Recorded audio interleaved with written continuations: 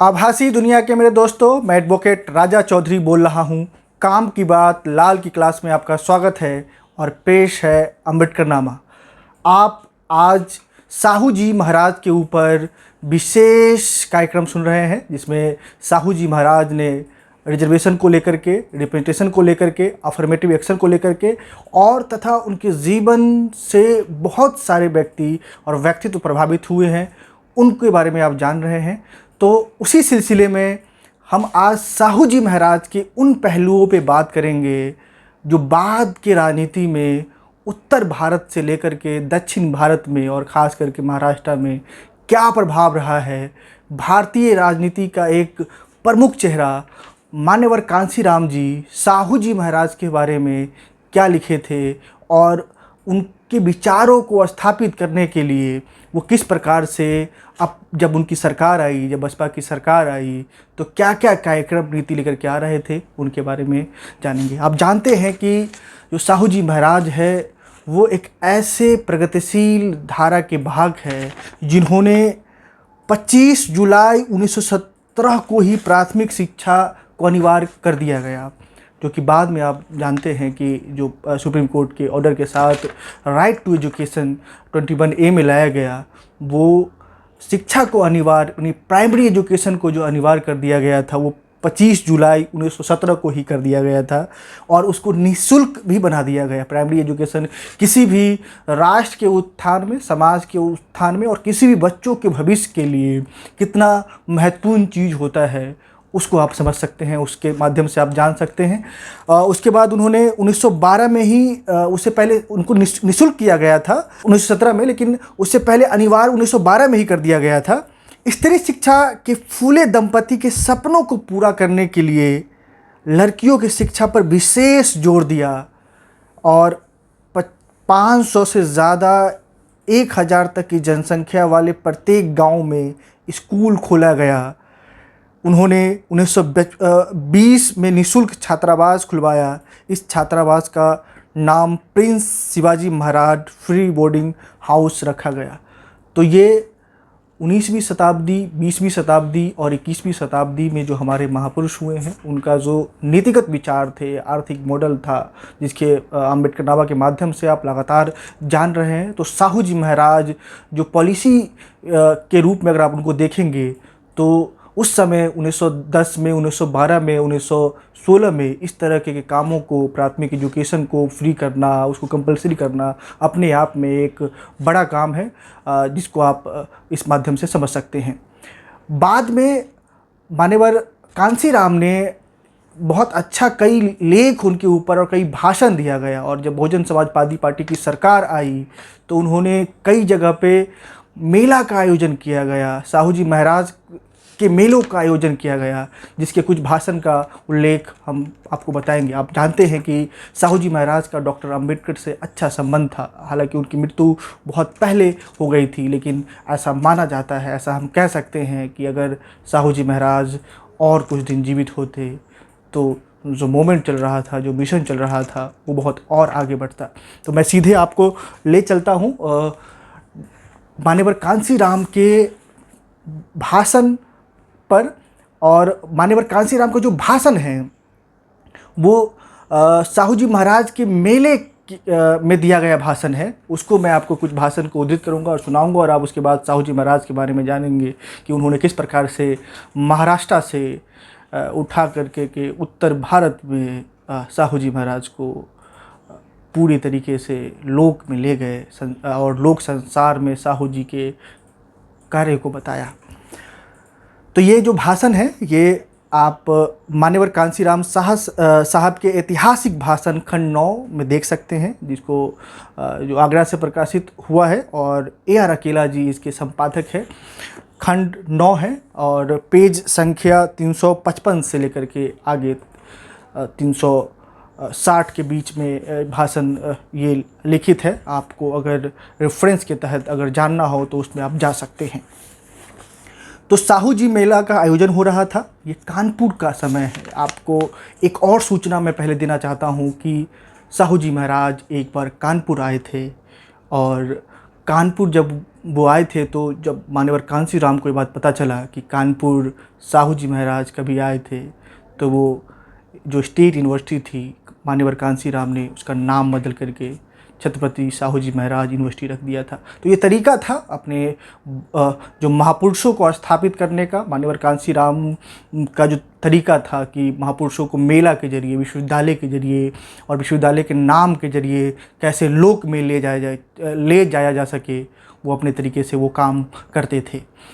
आप मान्यवर कांसी राम की बहुत सारी बातों से असहमत हो सकते हैं, लेकिन उनमें जो उनकी जो कार्यशैली, संगठन चलाने की जो ये शक्ति थी, संगठन चलाने की जो उनके पास कार्यकुशलता थी, और दूसरा जो महापुरुष थे उनके विचारों को स्थापित करने के लिए वो जो प्रयत्न रहते थे और उनको स्थापित करने के लिए जो विभिन्न तरीके के रचनात्मक क्रिया करते थे, वह अद्वितीय है, वो उसका कोई पूरक नहीं है, और उसका मुझे लगता है कि लंबे समय तक कोई पूरक नहीं रहेगा, चाहे वो मेला के माध्यम से हो, चाहे वो यूनिवर्सिटी का नाम रखने के माध्यम से हो, और चाहे वो अब उस दिनांक को रखा करते थे बहुत सारे कार्यक्रम जिस दिनांक पे महापुरुष जन्म लिया करते थे। तो मैं सीधे मान्यवर कांसी राम के उस भाषण पे चलता हूँ जो कानपुर के 27 जुलाई 1997 को दिया गया था, और वो ये कहते हैं कि महाराष्ट्र के लोगों ने बाबा साहेब अम्बेडकर की बात मानी होती तो उन पर अत्याचार इतना ज़्यादा नहीं होता। छत्रपति साहू जी महाराज की जयंती पर बहुजन समाज पार्टी द्वारा आयोजित साहू मेले में कानपुर में एक प्रचंड रैली हो रही थी, जिसमें दलित समुदाय और पिछड़े वर्ग के लोग की बहुत ज़्यादा संख्या वहाँ पे उपलब्ध थे, और मान्यवर कांसी राम वहाँ पे बहन मायावती जी के साथ भाषण दे रहे थे और रैली का आयोजन कर रहे थे। कांसी राम जी और कुमारी मायावती जी ने ऐलान किया कि विपक्ष के लाख विरोध के बावजूद वंचित वर्गों के महापुरुषों को सम्मानित करने का काम जारी रखेगी। फूलबाग में आयोजित इस रैली को संबोधित करते हुए दोनों नेताओं ने एक ओर जहां प्रदेश सरकार द्वारा किए गए विकास कार्य को गिनाया, वहीं समाजवादी पार्टी तथा कांग्रेस के निशाने पर रखकर तीखे प्रहार भी किए। अब मान्यवर कांसी राम ने छत्रपति साहू जी महाराज, डॉक्टर अंबेडकर तथा ज्योतिबा फुले की तरफ से उदासीनता दिखाने के लिए महाराष्ट्र सरकार, विशेषकर शिवसेना और उसके प्रमुख दल प्रमुख जो थे बाल ठाकरे, उसको भी आड़े हाथों में लिया। उस ज़माने में आप जानते हैं कि बाल ठाकरे के ऊपर कमेंट करना इतना आसान नहीं होता था, लेकिन मान्यवर कांसी राम उस समय दहाड़ते थे और कहते थे कि बाल ठाकरे तुम आप जो पुणे यूनिवर्सिटी है उसका नाम साहू जी महाराज के ऊपर रखो, नहीं तो तुम्हारी सरकार बदल देंगे। तो ये 1997 का अपना एक माहौल था। बसपा के राष्ट्रीय अध्यक्ष मान्यवर कांसी राम जी कहते हैं कि महाराष्ट्र के लोगों ने अंबेडकर के आंदोलन को भुला दिया, इसलिए वहां अंबेडकर की प्रतिमा को जूते की माला पहनाई गई। महाराष्ट्र में मनुवादियों का राज है, इसलिए अंबेडकरवादियों को पीटा जा रहा है। आपने यानी मान्यवर कांसी राम ने यह भी कहा कि महार जाति के थे, डॉक्टर अंबेडकर महार जाति के थे, लेकिन महाराष्ट्र के महारों ने यह कहकर अंबेडकर आंदोलन के हाथ पीछे खींच लिए कि अंबेडकर का नाम लेकर वह विधानसभा या लोकसभा में नहीं जा सकते हैं और नहीं वहाँ पहुँच सकते हैं। आज महाराष्ट्र की विधानसभा में एक भी महार विधायक नहीं है, लेकिन उन्हीं डॉक्टर अंबेडकर का पौधा रोपकर उत्तर प्रदेश विधानसभा में बसपा ने न सिर्फ 68 विधायक भेजे हैं, बल्कि मंत्री, सरकार और मुख्यमंत्री भी बनाए हैं। इसके अलावा 14 सांसद भी है।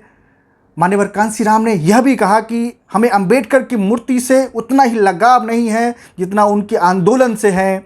सरकार और मंत्री हमने कुर्सी घेरने के लिए नहीं, बल्कि डॉक्टर अंबेडकर के आंदोलन को आगे बढ़ाने के लिए बनाए हैं। कुमारी मायावती ने हमें वचन दिया है कि 6 माह में 6 साल का काम करना है। प्रदेश सरकार ने पहले 100 दिनों में 6 लाख एकड़ ज़मीन पर दलितों को कब्जा करा लिया है। केंद्र सरकार की अंबेडकर ग्राम योजना सिर्फ उत्तर प्रदेश में चल रही है।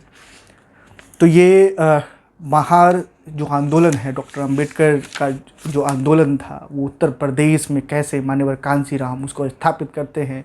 और महाराष्ट्र के लोगों को भी कहते हैं कि आप कहते हैं कि डॉक्टर अंबेडकर के माध्यम से आप विधानसभा नहीं पहुंच सकते हैं, और आप देख सकते हैं कि उत्तर प्रदेश में उन्होंने सांसद भी बनाया, विधायक भी बनाया और एक मुख्यमंत्री भी बनाया है। फिर वो कहते हैं कि साहू जी महाराज के इस मेले को फ्लॉप कराने की बहुत कोशिश की गई, मीडिया ने भी कोशिश की। उन्होंने कहा कि तमाम विरोधों के बावजूद हम फूले, अंबेडकर और साहू के विचारों को आगे बढ़ाते हुए मध्य प्रदेश, बिहार, महाराष्ट्र और फिर पूरे देश में ले जाएंगे। हमें किसी भी की परवाह नहीं है। उन्होंने कहा कि अंबेडकर को जूते की माला पहनाने के कारण और प्रकरण पर जिसकी औलाद नालायक हो, उसे उस बाप से ऐसा ही सलूक किया जा सकता है।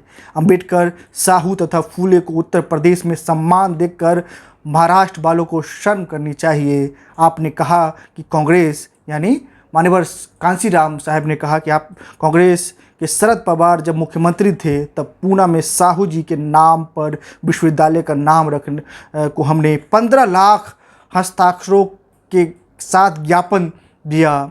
बाल ठाकरे ने भी 2.5 साल पूर्व साहू जी के नाम पर विश्वविद्यालय का नाम रखने की बात कही थी, लेकिन उन्होंने भी अभी तक वादा पूरा नहीं किया है। यहाँ उत्तर प्रदेश में चुनाव जीतने के लिए कांग्रेसी हमारे पीछे घूमा करते थे और हमारी मेहरबानी से उनके पास 33 विधायक है। अब पूछ रहे हैं कि साहू जी कौन हैं। उन्होंने कहा कि समाजवादी पार्टी को तो हमने सीधा करने का बीड़ा उठाया है, हल्ला बोलने की बात करने वालों की बोलती हमने बंद कर दी है। अब वह बाहर की बजाय विधानसभा में हल्ला बोलते हैं। रैली की संचालन संसदीय कार्य मंत्री वरखुराम बर्मा ने किया था। पार्टी के प्रदेश अध्यक्ष दयाराम पाल, रामलोटन सिंह पटेल, मंत्री नसीमुद्दीन और राम प्रसाद चौधरी, आर के सिंह पटेल, राम सेवक पटेल, विद्यावती पटेल और आदि सांसद विधायक वहाँ पे मौजूद थे। फिर बाद में एक और भाषण जो कि 27 जून 1997 को दिया गया था, और वो भी साहू जी मेले के आयोजन में भी ही कांशीराम जी ये भाषण को दे रहे थे। वो कहते हैं कि दलित व शोषित समाज की लड़ाई अभी जारी रहेगी। आज़ादी के स्वर्ण जयंती के वर्ष में 15 अगस्त के बाद नए संघर्ष की शुरुआत हमने करनी है। स्वतंत्रता और भारत को स्वतंत्र मिलने के बाद अभी पूरी तरीके से आत्मनिर्भरता नहीं मिली है। हमारा समाज आत्मनिर्भर समाज नहीं कहा जा सकता है। आपने यह भी कहा कि परिवर्तन हो रहा है। उत्तर प्रदेश में कभी 5 वर्ष चलने वाली सरकार बनेगी तो केवल बसपा की।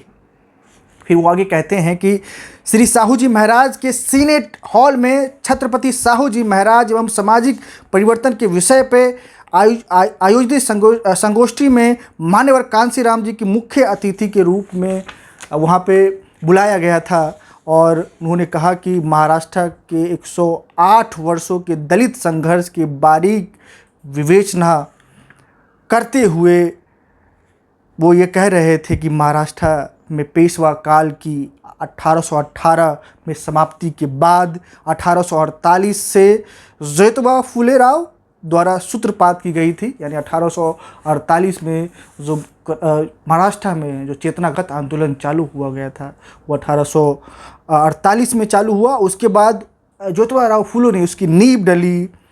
बहुजन क्रांति 1891 तक के काल को ज्योतिबा राव फुले काल, उसके बाद 1892 से 1922 तक का जो काल था वो साहू जी महाराज काल, व उसके पश्चात 1956 तक का जो काल है वो अंबेडकर काल के रूप में विभाजित किया गया। और फिर वो कहते हैं कि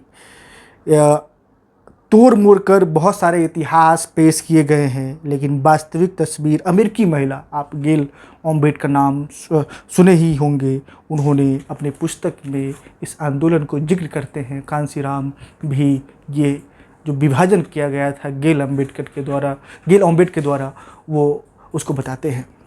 फिर वो कहते हैं कि महाराष्ट्र में आकर गेल अम्बेडकर की भी तारीफ़ करते हैं कि गेल अम्बेडकर महाराष्ट्र में आकर मराठी भाषा सीखने के पश्चात 1848 से 1930 के मध्य दलित संघर्ष का ताना बना बुना। आपने यह भी कहा कि कोल्हापुर के कुछ बुद्धिमान व्यक्तियों का यहाँ इस संगोष्ठी में बुलाने का मकसद साहू जी के जीवन काल व उनके कार्यों की चर्चा से था। तो गेल अम्बेडकर, कांशीराम जी दुनिया भर के विद्वानों को भी पढ़ा करते थे और गेल अम्बेडकर एक जानी मानी समाजशास्त्री और इतिहासकार है। उसकी वो चर्चा करते हुए जो फूले का योगदान है और जो साहू जी महाराज का योगदान है और उसके बाद डॉक्टर अम्बेडकर का 1922 से लेकर के 1926 का जो योगदान है उसकी वो अच्छे तरीके से चर्चा करते हैं। फिर एक अंतिम में मैं एक बहुत जो भाषण है माननीय कांशीराम का, जो कि 26 जून 1997 को ही दिया गया था और दलित पिछड़ों छात्रों के लिए भागीदारी भवन का उद्घाटन करते हुए उन्होंने ये बात कही थी।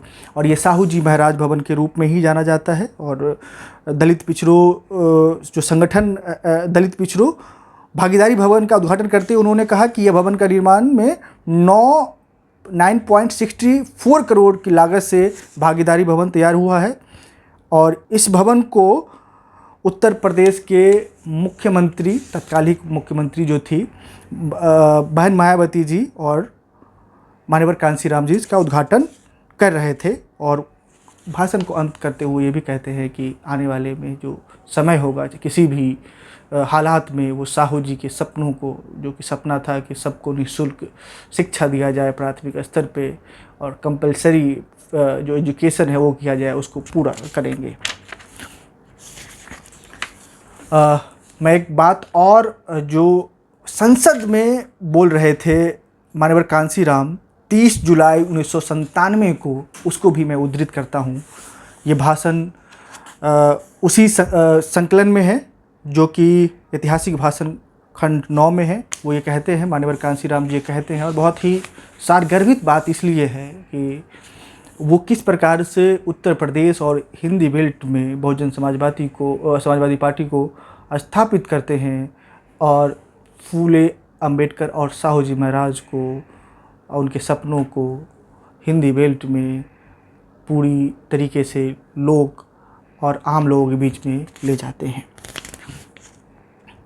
माननीय कांशीराम जी कहते हैं कि मैं महाराष्ट्र के उखाड़े हुए पौधों को लेकर उत्तर प्रदेश में गया।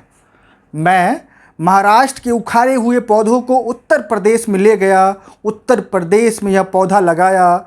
आज उत्तर प्रदेश में 15 लोकसभा के एमपी हैं और 3 राज्यसभा के हैं और 67 एमएलए हैं।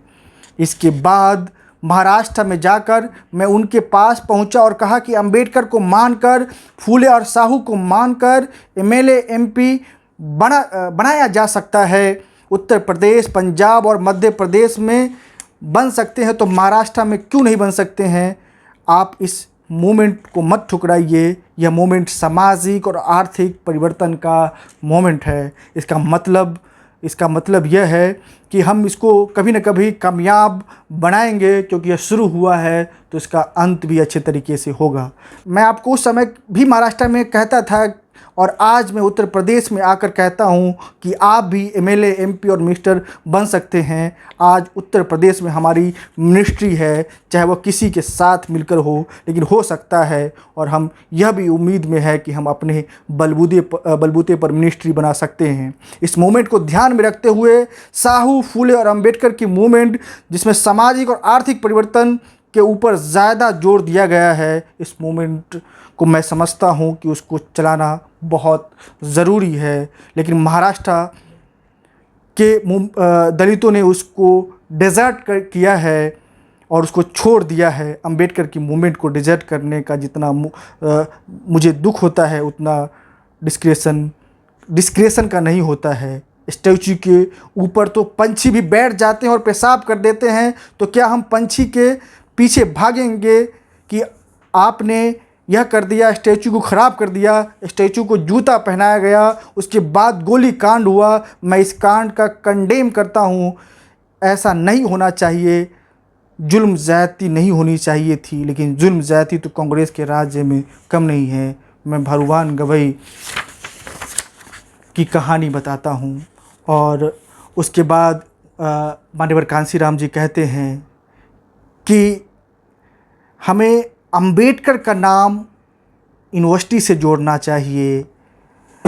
अंबेडकर ने यूनिवर्सिटी का जो मसला है उन्होंने कई बार उठाया है, और वो कहते हैं कि महाराष्ट्र के लोग ज़्यादा जानते हैं कि अंबेडकर का नाम मराठा यूनिवर्सिटी से जोड़ना चाहिए। मैंने उनसे कहा था कि भाई आप तो अंबेडकर मूवमेंट नहीं चला रहे हैं, तो यूनिवर्सिटी का नाम कौन देगा? अंबेडकर ने खुद कहा था कि political power is the master key with which you can open each and every lock. जो राजनीति के पावर है, जो गुरु किल्ली है, उसे हासिल करने के लिए अंबेडकर मूवमेंट को चलाओ। जब राजनीतिक किल्ली आपके हाथ में होगी, गुरु किल्ली यानी मास्टर चाबी आपके हाथ में होगी, तो यूनिवर्सिटी के नाम भी बदल सकते हैं और यूनिवर्सिटी भी बनाया जा सकते हैं। हम उत्तर प्रदेश में करके दिखाया है। अब मैं वहाँ पे ले जाना चाहता हूँ आपको, जहाँ पे 1996 में यानी 9 फरवरी 1996 को बहन मायावती जी की सरकार में जो स्टेट यूनिवर्सिटी आगरा था, उसका नाम बदल करके कानपुर यूनिवर्सिटी, छत्रपति साहू जी महाराज कानपुर यूनिवर्सिटी रखा गया। उसको उद्धृत करते हुए माननीय कांशीराम जी कहते हैं कि लखनऊ में 14 अप्रैल 1979 को कांग्रेस पार्टी ने यूनिवर्सिटी बनाई। उस वक्त उत्तर प्रदेश और केंद्र में इनकी सरकार थी। जिस तरह केंद्र और महाराष्ट्र में भी उस वक्त इनकी सरकार थी, वे अम्बेडकर यूनिवर्सिटी नहीं दे रहे थे। बाद में उन्होंने लखनऊ में अम्बेडकर यूनिवर्सिटी बनाई। मैं अपने लोगों को चौकन्ना किया कि डिमांड तो महाराष्ट्र की है और पूरी उत्तर प्रदेश में हो रही है। महाराष्ट्र में अंबेडकर ने स्कूल बनाए, कॉलेज बनाए, हॉस्टल बनाए और शिक्षा के मामले में बहुत कुछ दिया। किसी ने डिमांड नहीं की यहाँ यूनिवर्सिटी बनाए, तो कांग्रेस वहाँ यूनिवर्सिटी क्यों बना रही है? वो इसलिए बना रही है क्योंकि उसको खतरा है कि उत्तर प्रदेश में अंबेडकर को मानने वाले लोग मास्टर की तरफ बढ़ रहा है। गुरुकुल्ली यानी मास्टर की तरफ हाथ बढ़ा रहे हैं। इसके छिपाने के लिए उत्तर प्रदेश में लखनऊ में यूनिवर्सिटी भी बना रहे हैं, इसलिए हमें सावधान रहना चाहिए। आज उन्होंने यूनिवर्सिटी भी बना दी है और गुरुकुल्ली भी हमारे हवाले कर दी है। उस गुरुकुल्ली का इस्तेमाल करके हमने यूनिवर्सिटी के नाम भी बदले हैं। वह यूनिवर्सिटी सेंटर की है, इसलिए हमने स्टेट यूनिवर्सिटी का नाम आगरा यूनिवर्सिटी का नाम अंबेडकर यूनिवर्सिटी रख दिया है। यही नहीं, 1994 में मैं महाराष्ट्र गया था, तो लाखों लोग ने मुझे सिग्नेचर इकट्ठे करके दिए थे कि साहू जी महाराज ने पूना के शिक्षा के लिए बहुत कुछ दिया है, इसलिए पूना यूनिवर्सिटी का नाम छत्रपति साहू जी महाराज यूनिवर्सिटी होना चाहिए था। मैंने उनसे कहा कि ठीक है, आप सिग्नेचर करके दो। मैंने उन सिग्नेचर को लेकर शरद जी के पास गया, जो उस वक्त मुख्यमंत्री थे। मैंने उनसे कहा कि यह लाखों लोगों के सिग्नेचर हैं और वे छत्रपति साहू जी महाराज यूनिवर्सिटी इसका नाम रखना चाहते हैं। उन्होंने कहा कि उसके ऊपर कुछ एक्शन नहीं लिया, और कोल्हापुर में मैंने पब्लिक मीटिंग करके कहा कि भाई आप लोग को इसके लिए आंदोलन करना चाहिए। अगर सचमुच में आपका यह ख्याल है कि पूना यूनिवर्सिटी का नाम बदलना चाहिए तो आप आंदोलन करें, मैं आपके साथ हूँ। लेकिन कुछ दिनों बाद श्री बाला साहेब ठाकरे उधर पहुँचे। उधर से एक पडारी नाम का एक पेपर निकलता है, उसमें हेडलाइन थी, मैं गोवा में था, मेरे पास वह पेपर लेकर कोई आया कि बाला साहेब ठाकरे जी ने कहा है कि महाराष्ट्र में कांशीराम की क्या ज़रूरत है, साहू जी महाराज का काम तो हम कर देंगे। मुझे बड़ी खुशी हुई, शायद उस समय मुझे बहुत प्रसन्नता हुई थी, लेकिन यह हो नहीं सका। लेकिन आज 2.5 साल से उधर उनकी सरकार है और अभी तक जो विश्वविद्यालय का नाम है वो नहीं बदल पाया है। लेकिन जब कांशीराम जी के हाथ में उत्तर प्रदेश की सरकार आई, तो हम लोगों ने छत्रपति साहू जी महाराज के नाम पर, जिस कानपुर में एक दिन के लिए 1919 में साहू जी महाराज आए थे, 1919 में एक बार कानपुर में साहू जी महाराज आए थे। उस कानपुर को सेलेक्ट करके हमने छत्रपति साहू जी महाराज यूनिवर्सिटी बना दिया। इस तरह मैं समझता हूँ कि दलितों को अपना उद्धार करना है, अगर वे एम्पावरमेंट यानी शक्तिशाली बनना है और बनना चाहते हैं। दूसरे के एम्पावरमेंट की बात करते हैं, दूसरे लोग एम्पावरमेंट की बात करते हैं लेकिन उस पर काम नहीं करते हैं। और जिस तरीके से महाराष्ट्र में बाल ठाकरे और शरद पवार जी ने किया है, तो ये मान्यवर कांशीराम जी ने जो छत्रपति साहू जी महाराज के ऊपर अपना जो भाषण दिया था और जो उन्होंने मेला साहू जी महाराज मेला का आयोजन किया गया था, उसके भाषण का कुछ उद्धरण था।